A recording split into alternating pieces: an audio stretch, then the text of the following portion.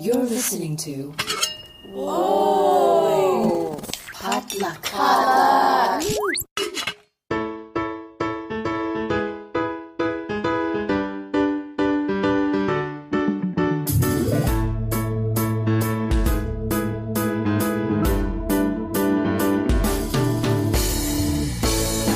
And welcome to Books and Boba, a book club and podcast featuring books by Asian and Asian American authors. My name is Marvin Yue. And I'm Rira Yu. And we are here to discuss our March 2023 book club pick, Front Desk by Kelly Yang, a book that's been on our radar for a very, very long time, and we're very excited to finally read and talk about it. Yeah, it was the 2019 Asian Pacific American Award for Literature in Children's Literature category. It's also been nominated for a bunch of other awards. And like we've mentioned in our earlier episodes, this book has been banned at a couple of schools. Back in 2021, the Plainridge Union Free School District in New York, they banned the book, saying that it was being used to teach critical race theory to students and was portraying police officers as racist. So parents were not very happy, and it got contested to be removed from the school's library. But eventually they were allowed to keep the book at school, but parents were given the possibility to opt out their children from reading Front Desk. And there were other schools that banned it for similar reasons. And yeah, I mean, what a bunch of bullcrap. I mean, it's inexplicable to me how and why this book would be on any ban list, just because it, portrays some truths that certain parents don't want their kids to know about. But I mean, come on, it's 2023. And the fact that this book has become the flashpoint of the book banning conversation for very petty reasons, right? I mean, most book banning is for petty reasons. It's never for actual legitimate reasons. Yeah, that is true. So I guess before we get into our discussion, just our quick standard spoiler warning. We are going to be discussing the entirety of Front Desk, including all plot points. So if you have not read the book yet and don't want to be spoiled about the plot, take this opportunity to pause our podcast, read the book, and then come back and listen to our discussion. We'll be here waiting for you. But with that said, let's get started. Yeah, so Front Desk is a middle grade book that came out in 2018, and it was released by Scholastic. And the book is about 10-year-old Mia Tang and her family who, after a couple of years struggling financially, are hired to manage a motel in Anaheim, California. Now, Anaheim is not the Anaheim that we know today, because this book is set in the 1990s. So Anaheim and Orange County, there's full of Asians now, but that was not the case back then. Is Anaheim? I know their surrounding cities are. I don't know about Anaheim proper. I don't know. I mean, I guess I just kind of lump Anaheim and the neighboring towns just all together. I mean, if we're talking about Cerritos, Buena Park, Irvine, then yeah. Fullerton. I don't know about Anaheim itself. But again, I don't live there. I know that Orange County, even given its very Asian status, it's still pretty white and conservative. It's like the conservative bastion of Southern California. Yeah, true. Yeah, but at the core of the story is about Mia and her family chasing that American dream. And this is the first middle grade novel that we've read, not for the podcast, but for a book club pick. And as I was reading the book, I was amazed on how many important timely topics were being touched in this book. I can't imagine being a sixth grader reading this book for the first time. Yeah, I mean, when I think back to the books that were assigned in my classrooms, the closest thing was Farewell to Manzanar. I really did not see that many books that even touched upon modern day, or I guess even though this takes place in the 90s, just immigrant struggles from this decade or the last decade. It's always been really, really far back, the railroad times, or Chinese people were treated badly, and I'm Chinese people are treated badly today.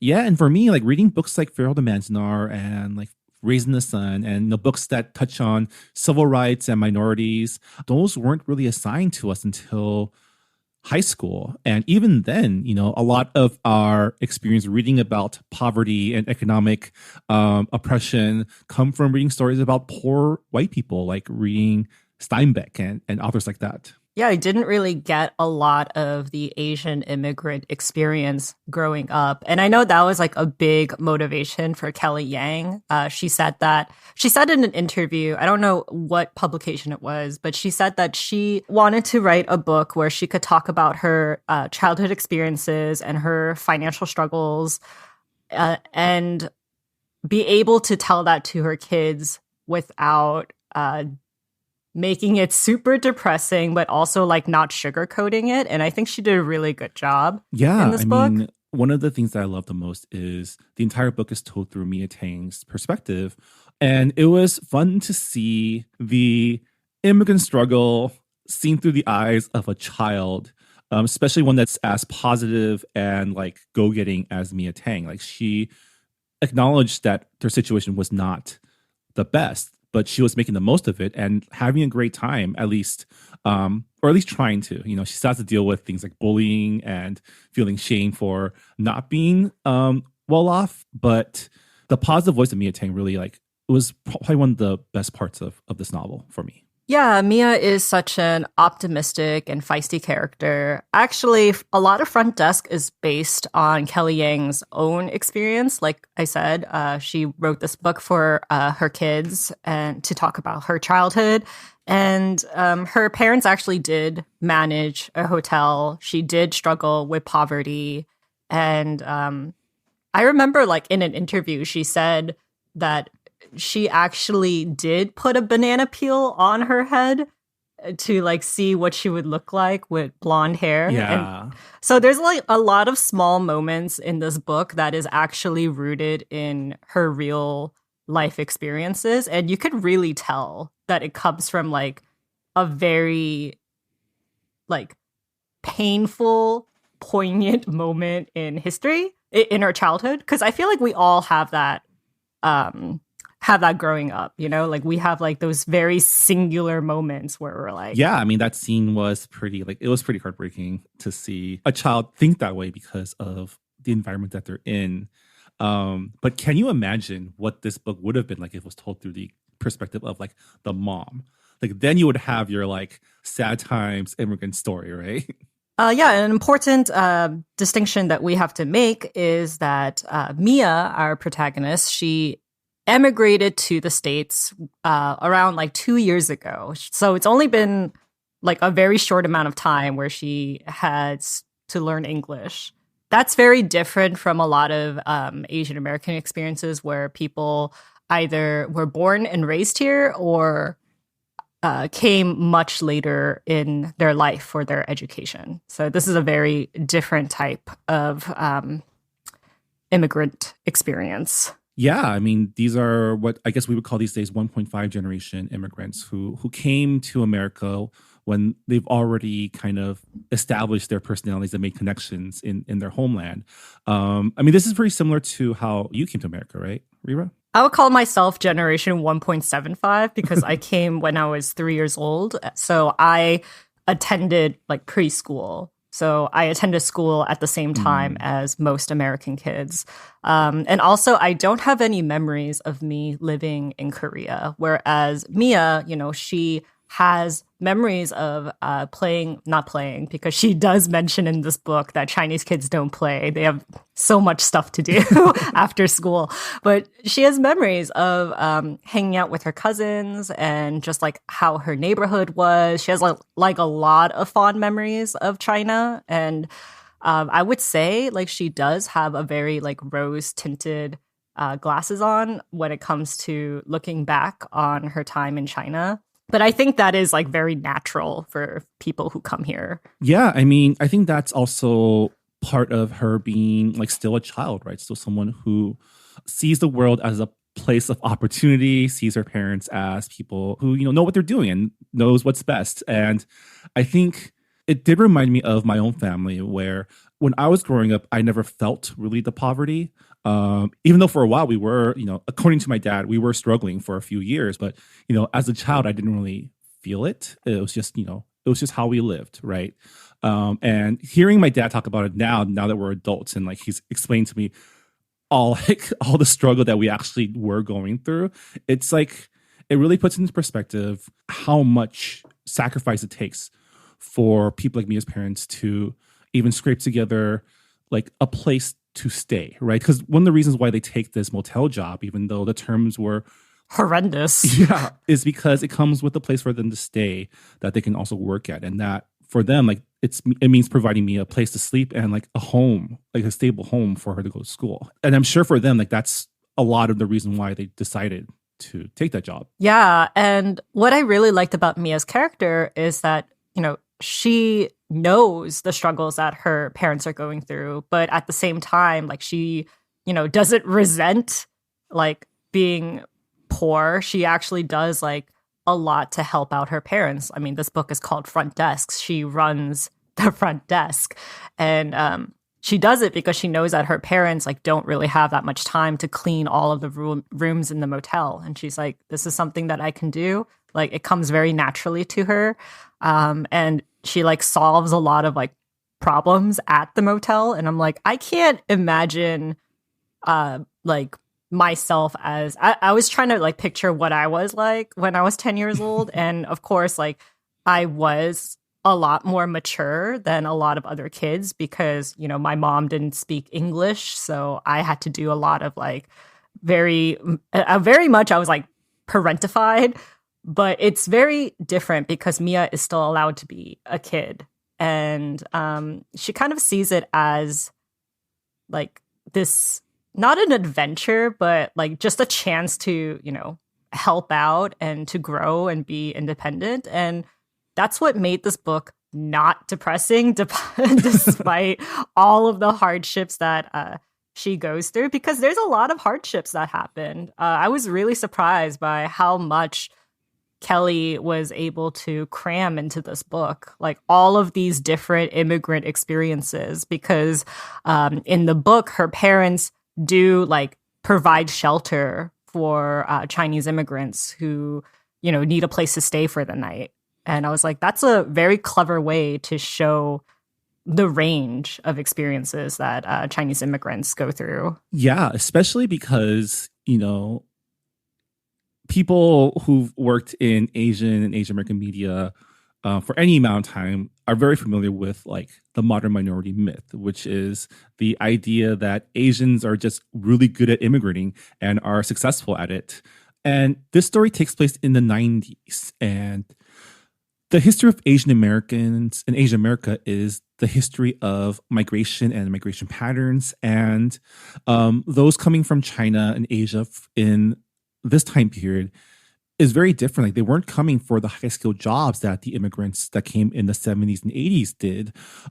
Those jobs weren't here for them, even if they were skilled. And I think, Mia mentioned several times that her mother was an engineer back in China, but they weren't able to find those jobs. And so they had to end up doing like more menial labor, like working in a kitchen or running a motel. And that is the story of a lot of immigrants that come here because America is kind of seen as this ultimate dream where, you can move up in the world. You can move up faster than your home country, that there is more freedom.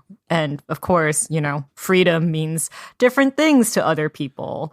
Yeah, and when they got here, they discovered freedom also means the freedom to exploit workers, and they run into all sorts of exploitation. And part of that story thread of all of these other Chinese immigrants who came to stay at the motel for a few nights as a place to rest is learning the stories of the different ways Chinese immigrants and immigrants in general gets exploited for labor, right? We have stories of someone who gets abused during work and underpaid, stories of a cook who gets tricked into giving their boss his ID and passport so that he can't leave. Yeah, and I thought it was okay. So I thought this was really interesting when I was looking up reviews for this book.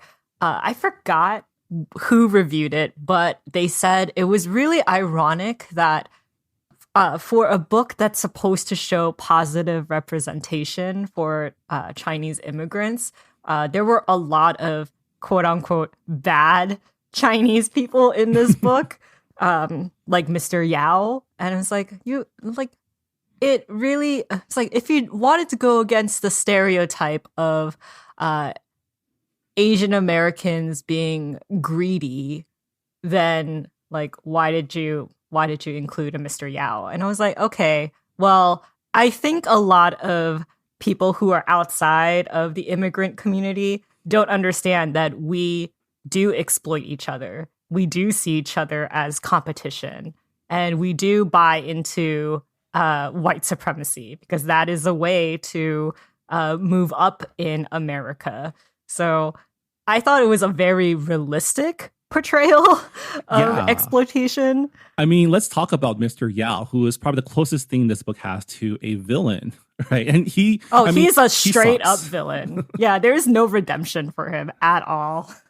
Like when Mia's mom and dad first come into contact with him, like to follow up with the lead to run his motel, you already like so many red flags already. This guy is just not on the level. And the thing is, like, there's a lot of red flags you can see right away because, I mean, I don't know about you, but like as like a Chinese American who has interacted with people, maybe not as extreme as Mr. Yao, but definitely like engaging in sketchy business practices. They're betting on the fact that you don't know your rights. And, you know, a lot of the verbal promises that they make, that's not exactly what is written in the contract. And the reason why they do this is because they can get labor for cheap. Like that is the main reason why. I mean, working quote unquote under the table is something that is pretty common in like, I mean, I'm just speaking from my own experience, like Chinese enclaves specifically. There are not a few restaurants where I grew up that have been under investigation for tax fraud because they were paying their employees under the table because they've been doing sales outside of their regular channels. They were underreporting their taxes and they got caught. And I think there's just this innate need to win at all costs that some of these business owners have, that like it's pretty like it's capitalism, but also like Chinese culture. I don't know. It's very American, right? To like want to. Yeah, I mean, Mia makes this point like in the book. She's like, everything is about money in America. Nothing is free. And I completely agree, because if you compare us to like the communal culture in a lot of other countries, like, you know, like she talks about how like in her old neighborhood in China, like there was like a popsicle man who would give her a popsicle in trade of like, oh, what did you learn in school? Whereas here she has to give money in order to like get information or get any sort of cooperation. And I think community, like ethnic communities, there's like two different sides to it. One, it can provide a lot of shelter and resources. When immigrants come here to this country, you know, they go to these ethnic conclaves first because that's where people speak their language, understand their culture, and maybe, you know, get the know-how to start a business or get loans. I mean, loan sharks are bad, but, you know, they are more prone to get money from their communities as opposed to banks. And then you have the other side where you are being exploited by your own people because, you know, they know that you don't have a choice other than to work under the table or just to take whatever you can get. And it's really funny because my dad has told me ever since I was like, maybe in high school, he was like, oh, when you start applying to jobs, don't work for an Asian boss because they will take advantage of you. And I'm like, but you're an Asian boss. Like you run your own company. Does that mean you treat your workers poorly? But his reasoning was that, well, you're a Korean American girl. So if you work for a Korean boss, for example, they're going to expect you to work a little bit harder because you're part of the quote unquote community. And because you're a girl, they're going to take advantage of you because, there's like stereotypes in play. It's very interesting how self-aware a lot of Asians and Asian immigrants are when it comes to exploitation of our own people. Yeah, and something that Front Desk also explores is the fact that the Chinese immigrant community is also not a monolith. Like, it did not escape my notice that Mr. Yao is a Taiwanese businessman. And, in class, his son, Jason, wanted to make it clear that he was not Chinese, he was Taiwanese. And I think especially in the 90s, there was definitely a prejudice against the more recent Chinese immigrants who tended to be less well off compared to, again, the ones that came in the 70s and 80s. And you can definitely see that, like, people like Mr. Yao, who's still a jerk, probably felt it was okay to exploit these people because they were, in their eyes, more provincial, less educated, less sophisticated, and, lower on the totem pole than they are. Yeah.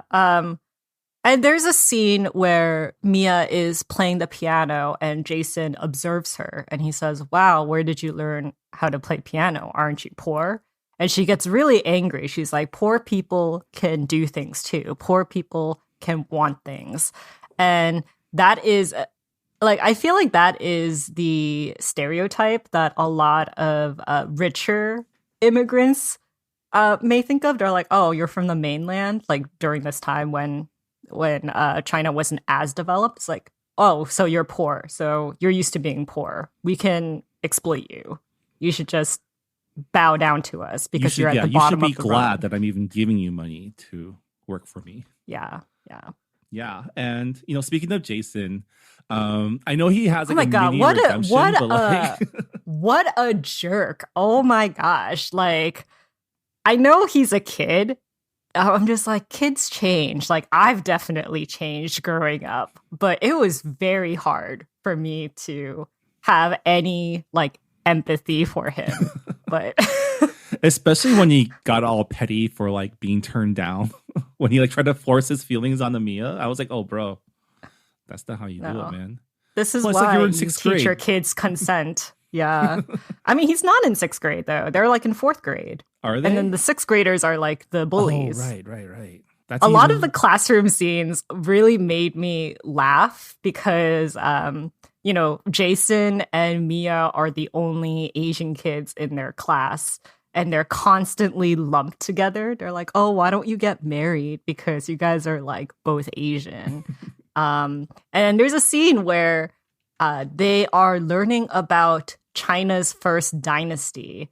And there is a very exaggerated portrait of the first emperor with like very slanted eyes. And all of the kids are, making slanty eyes. Don't we love that? Like, I love how that's a universal experience for a lot of Asian Americans.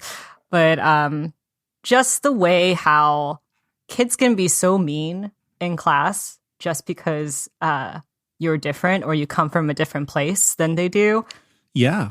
And another way that Mia gets bullied is kids making fun of her clothes, which I don't know if you've ever been through getting dressed by your parents way too old. I think I definitely wore some weird shit until like 4th grade. But something that was really relatable to me was Mia describing going out to shop and her mom finding a really good deal on like the floral pants that she wears. And like, that's exactly how my dad shops even to this day, even though like we're better off now than we were when I was a kid, but he still loves to shop the deals. Yeah, totally different experience for me. I mean, my parents like love deals as well. My mom loves shopping, but she is more like Jason's mom, who would shop at Macy's.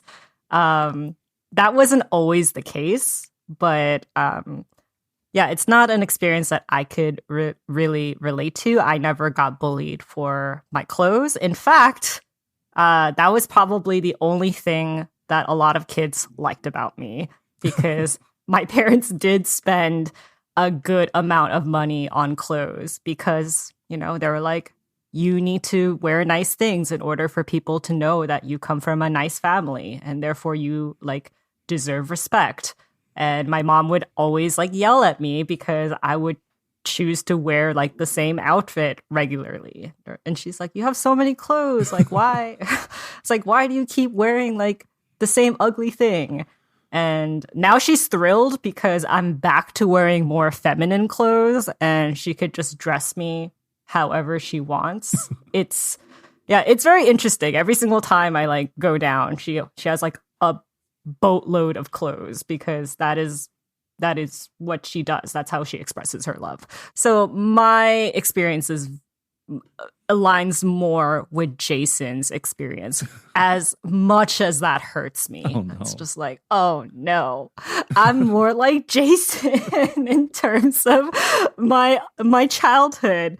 But it goes to show that I wasn't the same as Jason. In fact, Yeah. I was bullied growing up. So, I mean, Jason gets a little better as the story goes along, right? I think he does feel bad, and I do love that the most savage burn that it's not even a burn, is it a burn? But the most savage thing that like Mia said to him is like, you don't have to be your dad, which like even he understands that his dad's a dick. Oh yeah.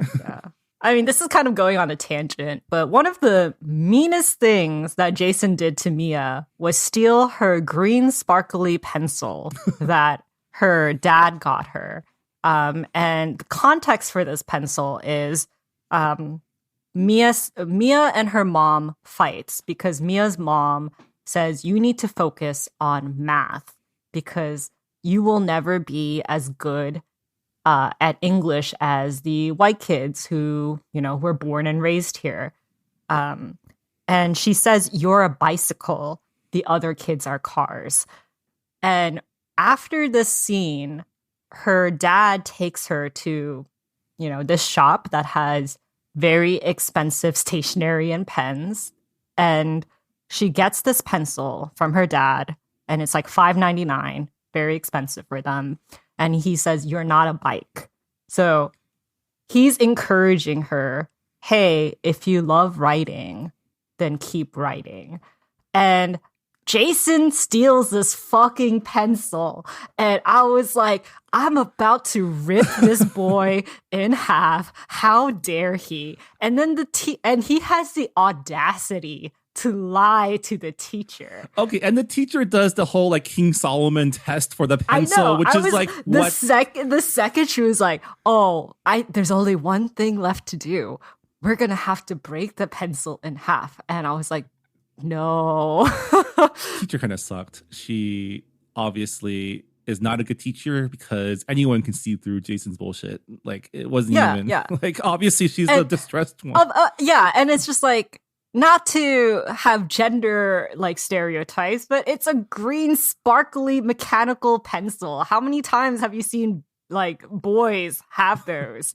Like most of the times they don't even have pencils. They like freaking steal from you because they don't have like a cute pencil case full of Morning Glory pencils. I will say $5.99 is an absurd amount of money to drop on a mechanical pencil, even back in the 90s. I think I'm looking back at all like the quote unquote nice pencils I've had back then, and I don't think I ever spent more than like maybe $3 for like $2.99. Like $5.99 is like a nice pencil. Like even for $5.99 is quite a lot. Yeah, and I've had a lot of Morning Glory pencils where I was tricked into buying them because I'm like, oh, it's so cute and it has like charms on it. But then those pencils always break so easily within like within a year. It's just broken. Were you a 0.05 millimeter or 0.07 millimeter lead person? Oh, 0.05.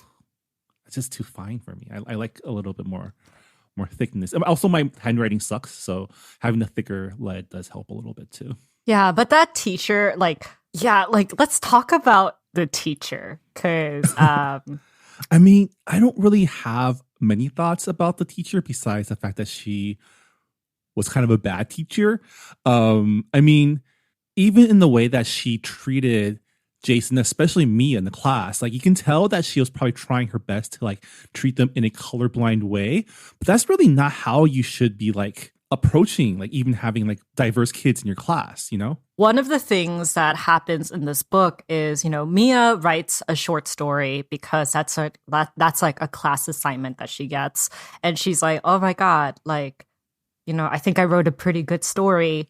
And she flips over her returned essay and she gets a C minus, and it's covered in red marks and exclamation points where the teacher's like, grammar, why aren't you proofreading? This doesn't make sense. And I was just like, she's an immigrant. She's only been here for 2 years. She's a fourth grader. How are you grading her so harshly without considering like her experience? Like, why aren't you offering extra help? Why aren't you giving her like constructive criticism?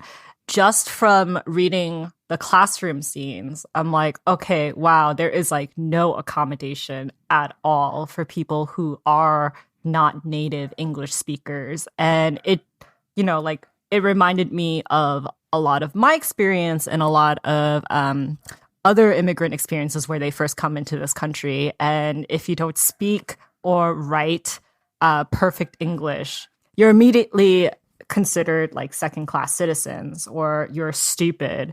And I remember I used to get C's on my writing homeworks, and it was really discouraging. Yeah. And Kelly does mention the difference between like native English speakers and non-native English speakers a lot. And, it is true that language fluency is often conflated with intelligence, right? If you can't communicate your thoughts, you're automatically considered not as bright as someone who can. The ironic thing is that is like inversely conflated when, like, say Americans travel to other countries and assume other people are dumb because they don't speak English, even though if we try to speak like, say, another language, we probably sound like the third grader. Yeah. There's a scene where Mia's mom is taking a photo for this couple, and she says eggplant as she takes a photo, because in Chinese it's kind of like cheese, the way that we say it here to make you smile. And the white woman that she's taking a picture of says, oh, it's eggplant, not eggplan. And you should really be saying cheese instead of eggplant, as if Mia's mom is very uneducated and stupid. And it's like, that's totally not the case. This is her second language. She was an engineer in her home country. Like, yeah, I mean, that was one of the few, actually surprisingly few examples of like a terrible racist white person in this book that, like we mentioned, is in the center of a lot of book banning conversations. And, every time something happened, I was like, is this the reason that this book is being banned? But I mean, that, and also I mentioned earlier that people were not happy with how the police officers were portrayed as racist. So we can get into that. So the motel has weeklies, people who are not just staying for the night, who are long-term residents at motels. And this is pretty common for low-income people who can't afford to rent apartments. And one of the weeklies is a guy named Hank, who is African-American. He works at a gas station. And there's an incident where there's an incident where a guest's car gets stolen, and the police officer, instead of, following up on other clues, immediately goes after the black guy without considering any other possibility. And this is Mia's first glimpse into how prejudice plays into Black people's daily lives. And it's not just the police officer either. It's Mr. Yao, who's like, I told you not to let Black people into the hotel, or bad people into the hotel. He uses the euphemism bad people, which it sucks that I immediately knew what he was talking about, right? Like that comment you said about someone saying, oh, it paints like Asian people in a bad light. I mean, anti-blackness in like Asian communities is something that it's been around for a long time. It's not like not everyone is like this, but it definitely does exist, right? The colorism in general exists in all of our societies. And I did appreciate that. I was really surprised that Mia's parents were prejudiced against Hank because they are, recent immigrants. Yeah, well, Mia's parents, they're shown as people with a lot of empathy, which is nice. It's good to have an example of that juxtaposed against like everyone else, like the one security guard from the rival motel who has like a running list of all black customers, like a literal blacklist of all black customers. That guy sucked. Yeah, and he passed that list on to other businesses. And yeah, I was like, anti-blackness is a real thing in the Asian community. And it shows that there are people in the Asian community that align themselves with white supremacy in order to get ahead in life. And also to be seen as, quote unquote, one of the good ones. Yeah. And in the end, we find out that the car wasn't even stolen. It was just insurance fraud. It was just insurance fraud. Yeah. Like I immediately knew that it was insurance fraud. But I thought it was like a good sense of drama because Mia like makes it her mission to find this car. Yeah. And find the culprit. I mean, I didn't pick up on this is insurance fraud thread until like at the very end. So I was actually along for the ride with Mia's little like detective journey as she sends out her newly made Chinese immigrant friends to go do investigating for her. Yeah. And this whole incident causes Hank to lose his job at the gas station because it causes a commotion because the police officer is following up and they're asking questions and the boss gets spooked. It's like, it's not good for business. And he's unable to get jobs anywhere else because of the little blacklist that's been passed around in the local neighborhood. And also, there is another incident that, unfortunately, you see how Black people are treated in this country. It's when Mia's mom gets violently attacked during the night because of some robbers. And Hank goes after these robbers and attacks them because, they attacked Mia's mom. And there happened to be a police officer there and he gets arrested with everybody else. And he pleads guilty to assault because he's like, there's no way a jury is gonna rule on my side. And it's just how Black people are treated.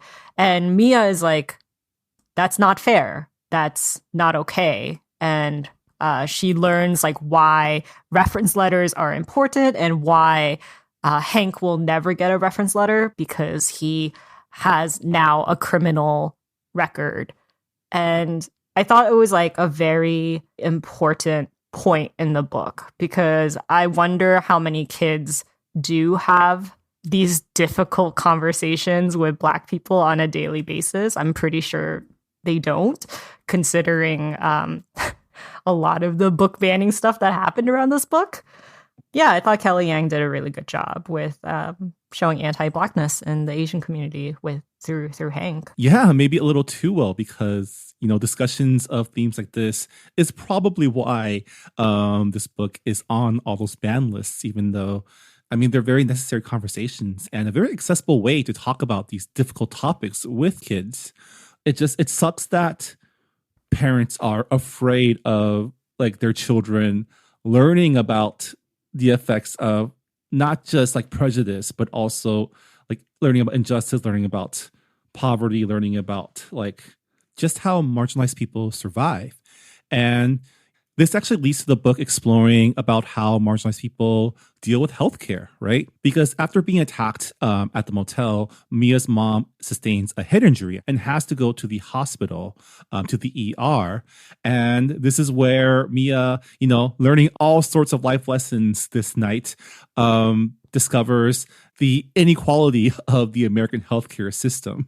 Yeah, Mia had been collecting tips in order to afford the entry fee for this contest where the winner gets a motel. And she has been working really hard, keeping this money a secret.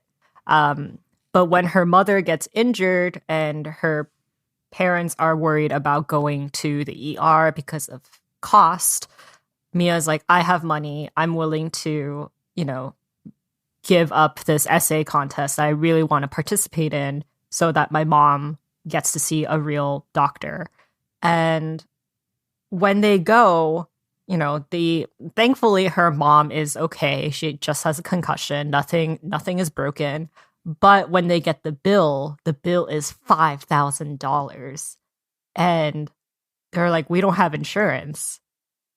The hospital people are just like, what do you mean you don't have insurance? How can someone not have insurance? Well, I guess we can give you a discount, but you still have to pay $3,000.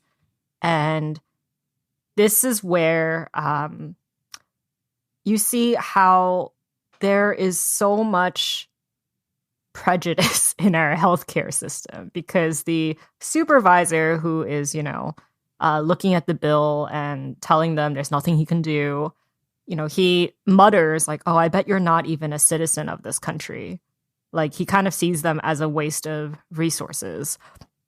And the only reason why they're able to pay the bill is because the doctor who treated Mia's mom gets angry. He's like, can't you see that she was beaten up? Can't you see that this is a family that is struggling? How can you have the heart to, how can you not have any empathy for this family? And that's when the bill gets waived and they only have to pay like $150 for the hospital visit, which I still think is a lot of money, by the way, considering this is the 90s. I mean, hospital visits are way more expensive than you would think they are. I went to the ER once to treat, I had walking pneumonia, as it turns out. And that bill was even just for a quick checkup was a lot. It was way more than I thought it would be. And I mean, this was back when not everyone could get insurance, right? These days, everyone has to have coverage either through an employer or through an Obamacare marketplace. But back then, if you didn't have insurance, then you're out of luck. And that's actually another plot point, right? Both Mia and her friend Lupe can't play sports because they might get hurt. Yeah. And also just taking into consideration, if you do get sick, if one bad thing happens to you and you do have to see a doctor, it's you have to think, is it worth it? Is it worth my family, being left on the streets because we have to spend every single cent in our emergency fund, or, take a loan from, questionable people in order to pay the bill? And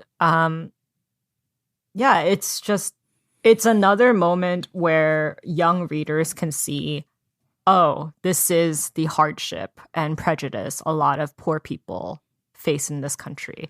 Also, I thought it was ridiculous how the supervisor was like, oh, you don't pay rent? That doesn't make sense. You guys must have enough money to pay for this hospital trip. Where Mia's just like, this is the chart that you're showing us. This is the medium income, and we are all the way at the bottom.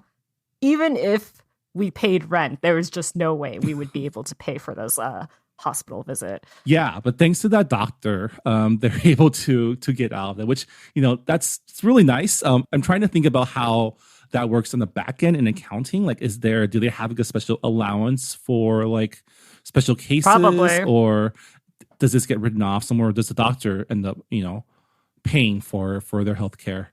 But regardless of that, it's a really nice thing that the doctor did for them, and it saved them $5,000 is more than they make in a few months, right? Because we mentioned, Mr. Yao's terms for paying them is super exploitative, right? They make a few bucks for every guest that stays every night. And they have I think it was $5 per guest. And I was like, $5 per guest? What? How is that legal? It's not. Yeah. Yeah. I thought it was interesting how, okay, so you see Mia's family struggle with money. And the reason why they left China was so that they could, have more freedom and hopefully have financial stability. And Mia finds out through a letter that her cousin wrote to her that her family in China are actually financially better, like they're better off. And, she gets this idea of like, okay, well, I lost the essay writing contest for getting the free motel. And maybe because Mr. Yao is trying to sell the motel, like our now rich, quote unquote, rich family members can afford to help us and get an investment in there.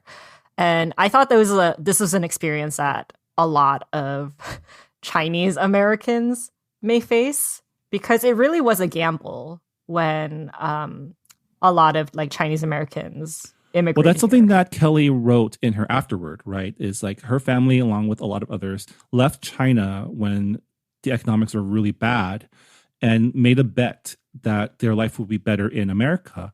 And that bet didn't pan out because they watched their relatives back home benefit from China's rapid economic expansion in the late 90s, becoming like a global economic superpower and becoming rich along with it. And there's still definitely a lot of wealth inequality in China, but the people who did benefit from it benefit a lot. Like there's a lot of money there now because of development.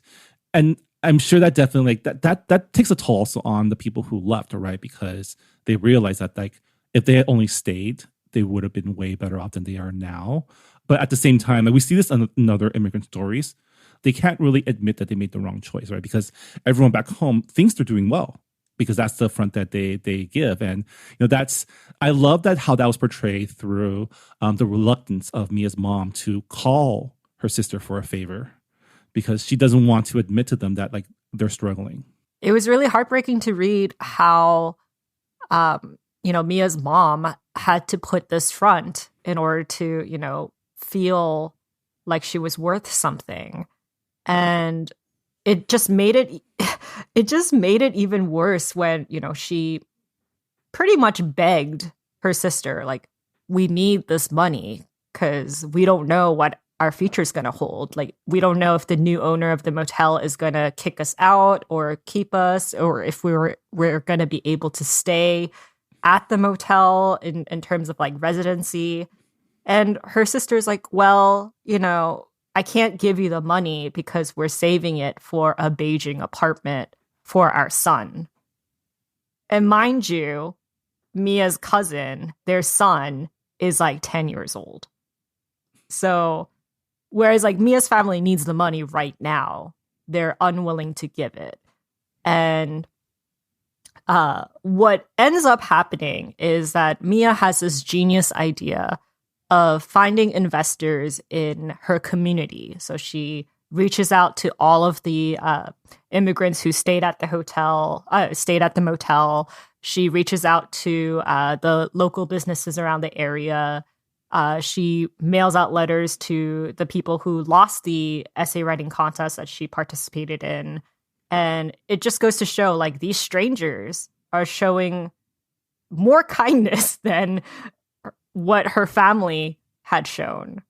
And that was really hard for me to read. I don't know about you, Marvin. Yeah, it's complicated because my family is a lot different. Like if my dad had called up one of my uncles or aunts because we were in a bad situation, I'm pretty sure my relatives would have helped us out. But it's a cultural thing too. Like families who stayed in the mainland, they suddenly have all this money, but they still also have clear memories, like the trauma of being extremely poor. And it's kind of hard to talk about without going into things like culture, customs, and even like talking about that trauma, right? The economic trauma. And, I don't want to generalize about a whole people, but it does feel like sometimes, when you come out of those situations, even though you have wealth now, your first instinct is still to just take care of yourself and your people. And sometimes your people in that case does not include extended family. Yeah, I just thought it was like, I know like it's not a generalization, but I just thought it was like really heartbreaking because Mia, like she has like all these memories of China, of like her family, like being super close and her neighborhood like offering help to other people. And that image is broken. And she finds like this. I mean, it's also like great that she found this new community, this new family among like the weeklies at the motel who's like very much like parental figures who are encouraging her to write, who really champion her. And I don't know, it just like it kind of made me sad that she couldn't have that with her blood family. And unfortunately, that is the case for a lot of people, whether they're Chinese or not. But yeah, like found family was a really big theme in this book. And it was really nice to see, you know, people, adults inspired by Mia and her gutsiness to reach out, to try, even though the chances are not in her favor. And it was really nice to see that, you know, she sees that writing has power. Her voice has power to change people's lives. And, you know, that's pretty amazing for a 10-year-old. Yeah, I mean, that's pretty much the central, like, her coming of age is her discovering her voice and what she can accomplish through the written word. I mean, I don't know if you read the book or if you listened to the audiobook, but if you did read the book, she writes several letters throughout the novel. And the way that it's portrayed in the book is there's a lot of strikeouts, right? You see her working through writing these letters, misspelling words and like trying to get her point across. And I thought that was really charming to see someone who like obviously knows what she wants to communicate, but is struggling with the language and is learning and getting better at it as you go along. Yeah, I did not know that because I listened to the entire book through audiobook. And I was going to recommend people listen to it because Sunny Liu, the narrator, did such a good job capturing all of the characters' voices. And wow, I did not know about the letters. That really makes me want to like buy the book and look at it again. Yeah, it was a really interesting way to portray those letters, and to see her progress as she goes along, because you know she uses those letters to get one of her immigrant uncles out of a jam, right? Like the one employer who stole his passport and ID, gives it back because she threatens legal action, even though she doesn't know anything about the law, right? She sends a reference letter for Hank. And at first I thought, because in that letter, she mentions that he has a conviction. And I was like, oh, Mia, don't put that in the letter. You don't include that in the cover letter. Yeah, but she wrote like the circumstances of it. And she also stapled like proof, being like, this is the hospital bill. So it just, also it's just like, strangers giving other people chances. That is something that is very important throughout this book. I was pleasantly surprised because I half expected that, because she adds her reference letter to Hank's application without Hank knowing. And so I was half expecting it to blow up in her face, but I'm glad it didn't. Because again, this is a uplifting coming of age story, not an adult sad times poverty tale. Although I did tear up at certain parts in this book. I thought I was a jaded adult, but apparently there's still some soft parts of me. I teared up when her dad bought her that pencil, the scene that we mentioned earlier where he says, "You're not a bike." And I also teared up in like the scene where her mom apologizes, or comes to very close to apologizing, saying, she's like, she said those things about Mia's English never being good enough and that she should focus on math because she's insecure about her own English. And Mia's mom being able to tell Mia, like, this isn't just about you, this is also about me. I thought that was a really nice scene and cathartic. And I teared up during that scene as well. There's something about parents, immigrant parents, just, saying like, hey, like, your dream, it's valid. And I'm Like, I feel like that is something that we are getting more of in literature these days, but that was definitely not the case back then.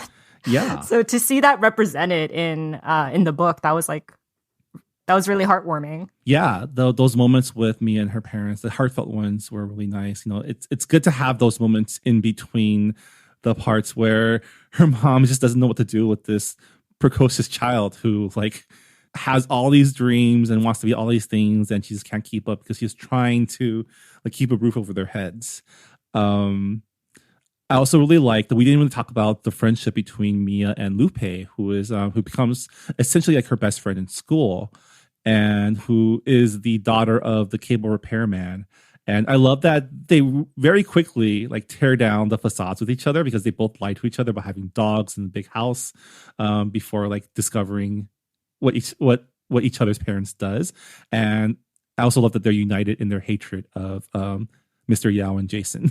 Yeah, I love the fact that their friendship started on a lie. Oh, but one of my favorite scenes with Lupe was when they go to the owner of the Thunderbirds house to inform him, like, oh, we like checked all of the other guests and, you know, they don't have your car. And they find out that it's insurance fraud and they're stuck in this person's house. And they're like, oh my God, how are we going to get out? And I was like, wow, what a dramatic turn of events. Wow, it's turned into this changed the genre of the book. Are these kids going to get murdered? Like, I had like a moment of just like, oh no, like dread. But it was pretty exciting to read. And that was like one of my favorite scenes with Lupe. Yeah, I mean, Mia keeps finding herself in trouble because she keeps being a meddling kid, which is half the fun of this book. Is just, you know, she doesn't stop for anything, and that takes her on so many adventures. And I was happy to see that there were other books starring Mia Tang. Also, there's other books with new characters. Like Kelly Yang has written young adult books. There's Parachutes, which, you know, explores sexual assault. And, did you know that that's also semi-autobiographical? Yes, I do know, because we were going to interview Kelly Yang for that book, but then timing didn't work out. So I do remember it being semi-autobiographical. Yeah. So Kelly has written a lot of books now that explores the Asian American experience, and it's not just through Mia Tang. So I am really glad that she is, exploring the canon of the Asian American experience. Yeah. All right. So as we come to the end of our discussion of Front Desk, do you have any last thoughts about the book? I think it is one of the best books that I've read this year so far, even though this book came out in 2018. And I was really surprised by just like how much content, how much story was in such a short book, a middle grade book, not to mention. And I can see why a lot of conservative parents were very concerned about their kids reading this book, but I think it is a very important book that teachers should put into their curriculum because it teaches kids about empathy and about like what immigrants, poor people, how poverty affects you, and just like really looking outside of their own experience. I think that is a really important message that kids should learn at a very young age. And I'm just like grateful that this book exists. I'm just thinking about like, if I got to read this when I was 10 years old, that would have made like a tremendous impact on my life as someone who also liked writing, and her parents were not very happy about that. So I feel like I would have related to Mia's character quite a bit. And it was really nice that Mia had a good relationship with her parents, you know, like they were affectionate. And that's not something that I grew up seeing in literature because obviously there weren't a lot of Asian middle grade books, but also just like personally, that's not something that I saw a lot. So it was great to see that in fiction.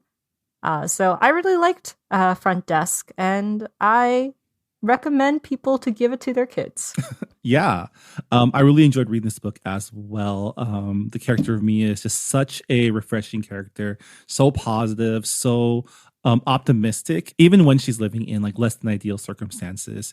And I agree. It's definitely something that we all could have used growing up. And I'm glad that kids these days have this resource. It does suck that some people see this representation of like real social and cultural issues and see it as a threat.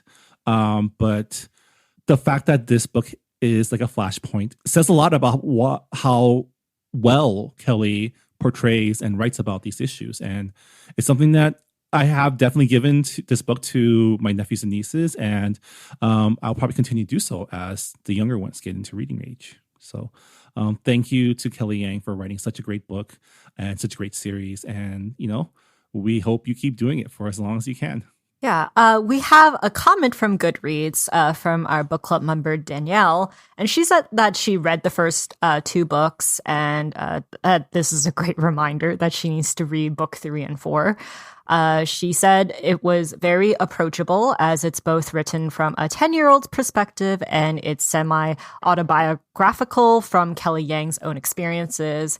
And Danielle also said it's striking how many things didn't change in the struggles of Chinese immigrants, even though the story of Front Desk is set in the 90s. So yes, I agree with all of those points. It was very refreshing to read from a 10-year-old's perspective because, like Marvin said, can you imagine if this was written in Mia's mom perspective? Not as happy. Definitely not as hopeful. Yeah, thanks, Danielle, for your feedback. As always, if you have read our book club picks, let us know on Goodreads and we'll try to get your feedback onto our podcast, like so. But with that, that'll do it for our discussion of Front Desk by Kelly Yang, our March 2023 book club pick. Thank you all so much for listening with us. And if you have any additional thoughts about what we discussed, please let us know on Goodreads. We'd love to hear from you. But with that, we are now into Q2 of 2023. April is upon us. Reba, what are we reading for this month? So we are reading Vera Wong's Unsolicited Advice for Murderers by Jesse Q. Sutanto, who is the author of Dial A for Aunties. This book is about a 60-year-old self-proclaimed tea expert, Vera Wong, who enjoys nothing more than sipping a good cup of oolong tea and doing some healthy detective work on the internet. So I just laughed at that because internet sleuths. Ha ha ha. But when Vera wakes up one morning to find a dead man in the middle of her tea shop, it's going to take more than a strong cup of tea to fix things. So Jesse Q. Sutanto is such a fun writer. Dial A for Aunties was hilarious. So I'm really excited to read this book. Yeah, I mean, we talked to Jesse for Dial A for Aunties. I haven't read her subsequent books, but I'm very excited. This is her latest mystery novel, and the premise just sounds pretty amazing. So excited to dive back into another murder mystery with you, Rira. I guess it is. I guess it is murder mystery, but I would say like it's murder comedy at this point. All right. Well, we're looking forward to discussing that book with all of you at the end of April. But that'll do it for this episode of Books and Boba. Thank you so much for listening, and we'll see you all next time. Bye, everybody. Bye. File your taxes. Thanks for listening to Books and Boba. This podcast was hosted by Marvin Yue and Rira Yu and edited and produced by Marvin Yue. Follow the book club on Twitter and Instagram by going to @BooksandBoba and engage with us on Goodreads on our Goodreads group. You can also check out past episodes of the podcast by going to booksandboba.com and by subscribing to us on your favorite podcast app. Don't forget, you can support Books and Boba and Asian American authors by purchasing books at our bookshop.org account. Check out the link in our show notes and also at booksandboba.com. Books and Boba is a proud member of the Potluck Podcast Collective, a collective of Asian American hosted podcasts featuring unique voices and stories from the Asian diaspora. Learn more about the collective and check out our fellow Potluck shows by visiting the website podcastpotluck.com. Thanks for listening.